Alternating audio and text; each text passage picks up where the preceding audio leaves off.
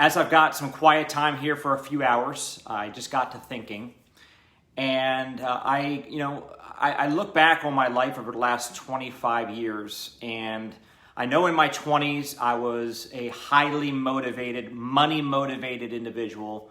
I really had great aspirations to make a lot of money, and I had reasons for that. I shared a little bit of this on stage yesterday, and so I felt like, you know what? I felt like I was actually on a stage that was like a big confessional, explaining to people what my why was for wanting to build my wealth. Everybody's got their own reasons. Sometimes people can judge our reasons for wanting to attract a lot of money to us. I don't want to live in fear of judgment. I just want to be real because whatever drove me to want to do what I did, the end game was worth it. Like the end result, the life that I'm living right now with my wife and my boys and my family and friends and my company, I wouldn't trade it for the world. So how I got here, it just is what it is. So when I was 28 years old, I had been really driven throughout my 20s. I tried a few network marketing businesses really hard, didn't make a lot of money, but I learned a lot. I was grinding hard in my real estate career, and I got up to a six-figure income, which was good, but not great. But for me, I wanted to, everybody wants love and respect. Everybody, every human being wants love and respect. And so I felt like if I could have a lot of money, and I could drive a Ferrari, and I could live in a beautiful home, and I can afford nice things, that would attract people to me. And whether that's right or wrong, that's not really the topic here. That's what drove me. And because I found a business where the only way that I could actually make money is by serving and helping and impacting people, the beautiful thing about that is I was driven to make money. But the only way I could get it is by helping others. So I chose to help a lot of people so that I could be self-served in my own goals of acquiring a lot of money so that I could use it for what I thought would be to, garner love and respect. Now, I feel like the respect that I have received and so much that I was given last night and yesterday at the event, all the people that came up to me and shared their thoughts and I was signing books. It was so cool because not a single person came up to me and said, Brian, I really love you, or I really respect you because of your money. They all had great things to say to me, but it had nothing to do with the money. It had to do with the impact I was having, the things I was teaching, the kindness that I was portraying, the care that I have for other people and their success and their goals.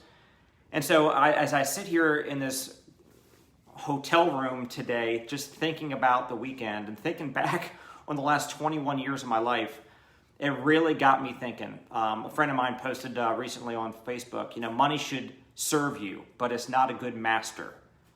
Master your money and use it for good. And I really have grown to live that and to love that and to appreciate it. And so, and let me be real with you.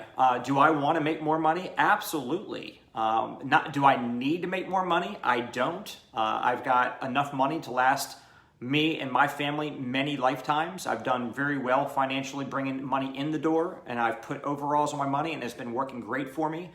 So for me, money is not the driver, meaning I don't need it to make my life any better. Any more money is not going to move the needle for me. I make decisions, whatever I want, whatever my family wants, we can do that.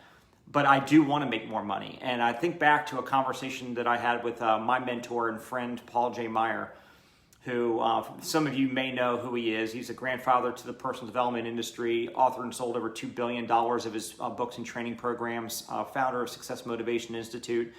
He gave $450 million to charity while he was alive. His estate, after he's been gone for over a decade, still gives and makes the world a better place, even posthumous. So for me, he said, because I asked him, I said, what motivates you to keep on working, and not really working. It's not like he was labor. It wasn't like he had to go dig ditches. But what I asked him what drove him to keep on building his businesses and helping people and so forth. And he said, I want to make as much money as I can while I'm alive, because it's all God's by right of creation. And I just want to be able to make as much money as I can because I'm good at it, so that I can use it to make other people's lives better. And guys, I want you to know, because when you see, maybe you see me posting a picture, which I don't do much, but a picture with me in my fancy cars, or me on a great family vacation that costs a lot of money, or me at my house, or whatever the case is. I just want people, because everybody jumps to judgment, and I want people to know my heart, because that's where it is. What Paul Meyer taught me is, Brian, if you're good at making money, then go do good for others and go make a lot of money so that you can also continue to use that money to do good. What a great happy sandwich, right? You make money by doing good, and then when you get the money, you can go do good for people. How cool is that? And so that's why I love what I do with my life. And we all have one life to live. Some people just, do other things. But I heard an old friend, Sushi Mike, who I knew from 15, 16 years ago in my company. And I saw him for the first time in over a decade at the event yesterday. And he made a statement. He said, somebody asked him when he was going through some tough times, he said, basically, how long is that going to be your story? And I thought about that when he said that on stage telling his testimony. I said, how long is that going to be your story? And then I think about all the people that I know, that I love, that I work with in my business. And there's a lot of people out there right now that have a sad story. They are struggling with something, struggling with an addiction, struggling with a lack of finances, struggling with a marriage that's not going well. And sometimes we can hold on to our story, and that story can just be our permanent story because we're holding on to it too tight. And so my question to you is, what is your story? And how long is that going to remain your story? Because we can all change our story anytime that we choose to do that. And so, are you struggling right now? Okay. Are you holding on to the struggle? Are you focusing on the struggle? Because whatever you focus on expands. If you focus on a lack, you'll have more lack. Focus on abundance, you'll start having more abundance. So my hope for everybody here today, as I can maybe impart a message to you, is whatever your story is right now, it does not have to be the last chapter of your book. You're writing the book of your life right now. And you can choose right now today to go ahead and end this chapter and begin the next chapter with a brand new blank page and write a new chapter. Write your story how you want to write it. As I said on the stage yesterday, people they spend more time planning a 2-week vacation than they do planning and designing their life. Have you ever sat down, if you're a single person, have you ever sat down in quietness and just thought and designed your life? If you're married, if you have a family, have you sat down with your family and said, hey, how do we want our life to go? What life do we want to live? Let's design how it's going to look. You should absolutely spend some time today on Sunday to plan your day, but also plan your life. Think about it. What do you want to do? What are the things that if money was not an object, if you had plenty of money, what would you be doing? And when you say, this is what we would like to do, we'd like to live in this town, in this house, our kids would go to this school, we would take on these vacations, we would take on these philanthropic projects, or we'd go on these mission trips, or whatever you do, what would you do if money was not an object?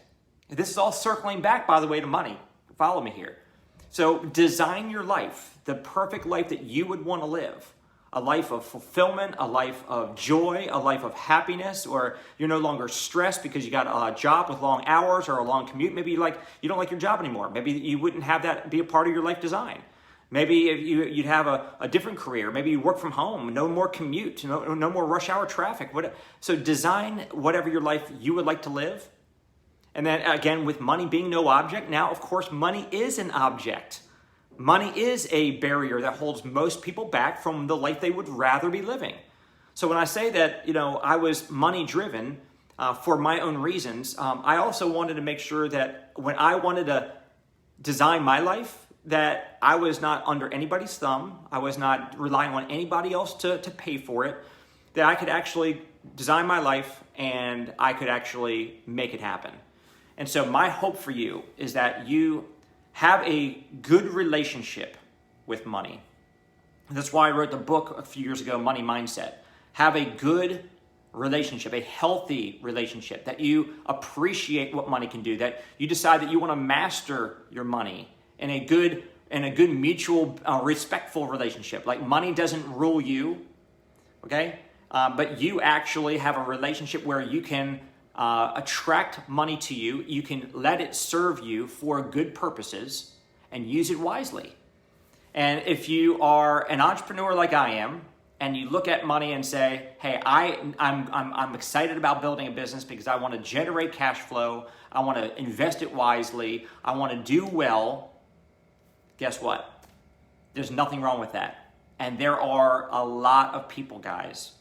There's a lot of people that jump to judgment. I'm sure there's many people that have never even spoken the words to me, but they thought, oh, look at this guy, Brian, all he cares about is money. All he cares about is fancy cars. All he cares about is his home he gets to live in. Guys, don't live in fear of judgment. Everybody's got judgment. We all do it. We're all human. You judge, I judge, we all judge. But don't let anybody else judging you hold you back from having a plan to attract a lot of money in your life so that you can use it to serve your life and to serve others better, because you'll be happy and you'll put a lot of happiness into other people's lives as well. So that's just my confession today. I wanted to share my heart with you so you understand what makes me tick, understand how my mind and my heart works. If you feel like you can relate in some way to what I just shared with you, I would encourage you to embrace it. Because I have no regrets whatsoever. No regrets. If somebody asked me, hey, what would you go back and do differently? Nothing. Any failures I had, I got to learn from them. The successes I had, I got to enjoy them. And all I look to do is pay it forward and help as many people to improve their lives and to be great servants so they can go out there and pay it on and pay it forward to other people in the future.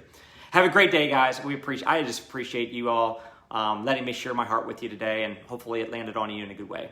Take care. Hey, Brian Carruthers here, your favorite network marketing coach and author of Building an Empire. Hopefully you enjoyed the free content I gave you today to help you further grow your network marketing income. If you liked what you saw, definitely head over to empirebuildersvault.com. I've got training programs that I've actually created over the last several years. One, Top Recruiter Secrets, to teach you everything about how to be a top recruiter in your company. Secondly, locker room training, 5 intensive hours where we get in the locker room, we take the gloves off, and I can actually get, quite frankly, in your face about how to get raw and real, to uncover any roadblocks you might be having to help you succeed in your business. Network Marketing Leadership Academy, 6 hours of how to become a more effective leader and build a massive team. Time Masters for time management. Facebook for network marketers. I've got so much content I want you to get access to, and my Empire Builders Pro app. How would you like to be able to put your prospects into an email recruiting campaign that I have created that is generic, that will sell your prospects on why they need to become an entrepreneur in network marketing with your company?